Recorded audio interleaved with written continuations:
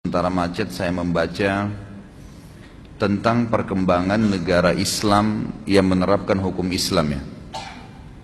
Sekarang di 3 tahun terakhir ini atau 10 tahun terakhir inilah ya, ada 2 negara yang menerapkan syariat Islam dalam kehidupan mereka.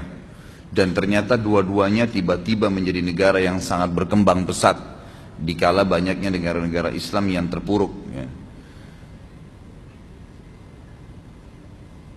Saya bacakan, kalau yang sudah berjalan sekitar 10 tahun adalah Turki. Turki itu teman-teman sekalian, data terakhir adalah dari tadinya negara sekuler setelah dibentuk oleh Mustafa Kemal Atatürk yang memang memiliki ide-ide liberal dan sekuler, mengubah Turki dari khilafah Islamiyah menjadi Turki yang liberal, yang sekuler, menjauhkan antara agama dengan pemerintahan. Bahkan dia sempat mengganti azan dari bahasa Arab ke bahasa Turki, membaca Al-Quran dengan dialek-dialek bahasa suku-suku Turki. Indonesia sudah mulai ikut-ikutan sekarang ya. Yang Turki sudah lakukan dulu beberapa puluh tahun yang lalu gitu kan. Dan itu ternyata membuat mereka terpuruk. Subhanallah, datangnya Presiden Turki yang sekarang ini, Erdogan, yang sangat masyhur sekarang, luar biasa orang ini, semoga Allah menjaga ya. Beliau mengubah setelah dalam 10 tahun ini sistem Turki yang sekuler menjadi sistem Islam, menerapkan syariat Islam. Apa yang terjadi teman-teman sekalian? Paling tidak ada 25 poin yang dunia mencatat apa yang terjadi pada Turki setelah mengubah. Dunia mencatat ya, setelah mengubah sistem sekuler menjadi sistem Islam. Yang pertama, produk domestik nasional Turki, produk domestiknya, produk dalam negerinya di Turki tahun 2013 mencapai jumlahnya 100 miliar dolar Amerika, menyamai pendapatan gabungan 3 negara sekaligus dengan ekonomi terkuat di Timur Tengah, Arab Saudi, Uni Emirat Arab dan Iran, dan ditambah dengan Yordan, Syria serta ya, Lebanon. Jadi bayangkan, dengan menerapkan hukum Islam yang paling pertama terjadi adalah berhasil ya, menaikkan hasil produksi dalam negerinya 100 miliar dolar yang mengalahkan 3 negara sekaligus, Saudi sendiri, Emirat Arab dan Iran. Yang kedua, Erdogan membawa negerinya melakukan lompatan ekonomi yang besar dari ranking 111 dunia ke peringkat 16 dengan rata-rata 10% per tahun, yang berarti masuknya Turki ke dalam 20 negara terkuat atau G20 di dunia. Yang ketiga, tahun 2023 merupakan tahun pembangunan negeri Turki modern yang sudah dicanangkan oleh Erdogan, yang ditargetkan adalah Turki menjadi kekuatan politik dan ekonomi nomor 1 di dunia yang mengatasnamakan Islam.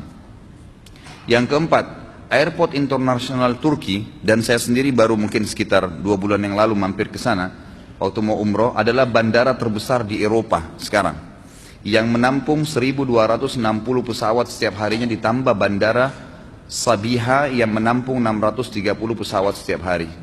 Yang kelima, Turkish Airlines meraih peringkat maskapai penerbangan terbaik di dunia dalam 3 tahun berturut-turut. Yang keenam, dalam kurun 10 tahun, Turki telah menanam 770 juta pohon hardija dan berbuah, maksudnya buah-buahan ya. Yang ketujuh, untuk pertama kali Turki di masa modern memproduksi sendiri tank, baja, pesawat terbang dan pesawat tempur tanpa awak, serta satelit militer modern pertama yang multifungsi. Sebentar, azannya tunda sebentar dulu. Nomor 8, poin 8, kelebihan 8, Erdogan dalam 10 tahun pemerintahannya telah mendirikan 125 universitas baru, 189 sekolah baru, 510 rumah sakit baru, dan 169 ribu kelas baru yang modern, sehingga rasio siswa per kelas tidak lebih dari 21 orang per kelas, dan menjadi sekolah-sekolah terunggul sekarang di Eropa. Sekarang orang-orang Eropa yang dulu didatangin sekolah, orang-orang Eropa sekarang yang datang ke Turki belajar. Ini banyak orang tidak tahu nih, padahal sebenarnya perkembangan yang sedang terjadi. Yang kesembilan, ketika krisis ekonomi menimpa Eropa dan Amerika, universitas-universitas Eropa dan Amerika menaikkan uang kuliah, sedangkan Erdogan membebaskan seluruh biaya kuliah dan seluruh sekolah, kuliah dan sekolah bagi rakyatnya, dan menjadi tanggungan negara. Yang ke-10, dalam 10 tahun terakhir, pendapatan per kapita penduduk Turki yang dahulunya hanya $3.500 per tahun, meningkat menjadi $11.000 per tahun. Lebih tinggi daripada per kapita penduduk Prancis. Jadi kalau teman-teman tahu, Prancis itu paling tinggi per kapitanya. Artinya pendapatan orang itu tinggi sekali di sana. Tapi Turki dalam 10 tahun terakhir mengalahkan, karena dari $3.500 per tahunnya menjadi $11.000 per orang ya. Dari per kapita, dan Erdogan menaikkan nilai tukar uang Turki menjadi 30 kali lipat. Dulunya rendah, sekarang menjadi naik. Yang ke-11 di Turki, negara sedang mengupayakan dengan sungguh-sungguh membiayai 300.000 ilmuwan melakukan penelitian ilmiah untuk menuju tahun 2023. Jadi dalam slogan yang diangkat sekarang sama Erdogan ini, tahun 2023 atau 2025, Turki sudah harus kembali seperti dulu, menguasai dunia dengan sistem Islam. Yang ke-12, di antara keberhasilan politik terbesar Turki adalah keberhasilan Erdogan mendamaikan dua bagian Siprus yang bertikai. Ia juga melakukan pembahasan damai dengan Partai Buruh Kurdistan untuk menghentikan pertumpahan darah dan meminta maaf kepada Armenia, sehingga menyelesaikan permasalahan yang sudah menggantung selama 6 dasawarsa. Yang ke-13, di Turki, gaji dan upah meningkat mencapai 300%. Dan gaji pegawai baru meningkat dari 340 lira Turki menjadi 957 lira, dan jumlah pencari kerja menurun dari 38% menjadi 2%. 14, di Turki anggaran pendidikan dan kesehatan mengungguli anggaran pertahanan dan gaji guru sebesar gaji dokter. Ke-15, di Turki telah dibangun 35.000 laboratorium IT dan database modern yang melatih pemuda-pemuda Turki. Yang ke-16, Erdogan juga menutupi defisit anggaran yang mencapai 47 miliar dolar. Sebelumnya, cicilan terakhir hutang Turki ke IMF adalah 300 juta dolar pada Juli lalu. Bahkan Turki sempat sekarang ini meminjamkan IMF ya, yang sudah jelek namanya sebesar 5 miliar dolar. Dulu Turki utang, lunas semua utangnya, sekarang dia yang pinjamkan IMF 5 miliar dolar.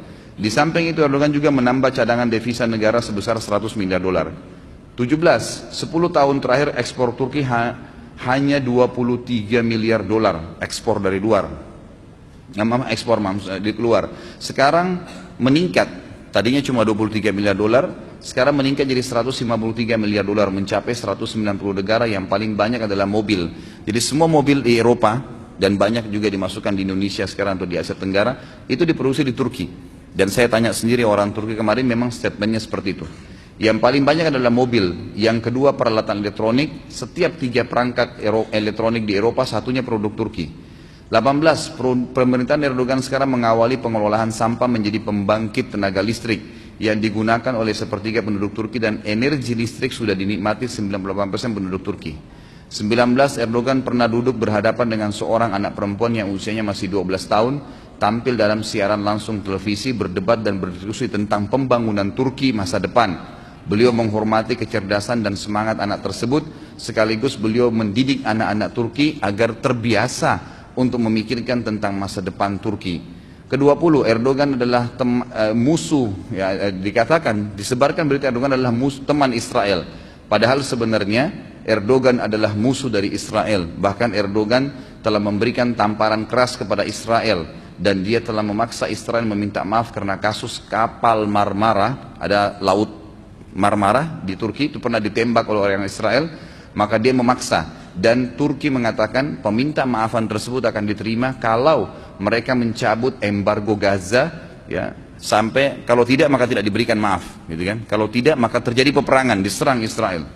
21, dikatakan bahwasanya Erdogan satu-satunya pemimpin Muslim yang akhirnya mempermalukan Simon Peres di sebuah sidang, yang menyebut bahwasanya alasan-alasan kenapa dia menyerang Israel, dan Erdogan akhirnya meninggalkan tempat duduk tersebut dan mempermalukan Israel, sampai akhirnya disambut di seluruh pelosok jalan-jalan di Istanbul dan dianggap sebagai pejuang Muslim.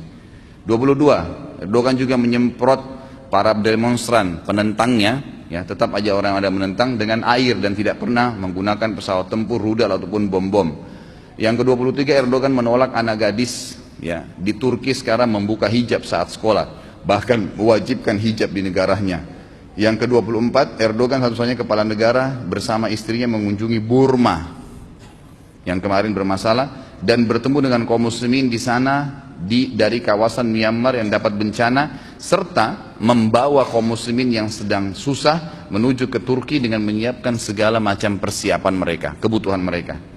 Yang ke-25, Erdogan menghidupkan kembali pengajaran Al-Quran dan Sunnah di sekolah-sekolah negeri setelah hilang kurang lebih 90 tahun, dihilangkan oleh pemerintah sekuler. Sekarang pelajaran dasar harus belajar Al-Quran dan Sunnah.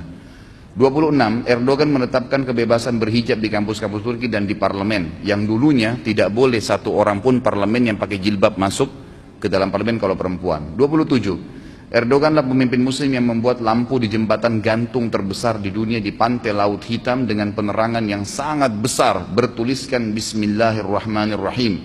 Padahal ada salah satu negara Arab membuat pohon Natal terbesar di dunia dengan menelan dana sampai 40 juta dolar. Erdogan 28 mengembalikan pembelajaran bahasa Utsmaniyah yang berhuruf Arab di sekolah-sekolah negeri. Dan yang terakhir adalah 29, Erdogan melepas pawai 10.000 anak-anak muslim yang berumur 7 tahun di jalan-jalan Istanbul dengan penuh bangga. Anak-anak tersebut akan memulai kewajiban sholat berjamaah dan menghafal Al-Quran setiap harinya. Negara yang kedua teman-teman sekalian adalah Brunei yang terdekat.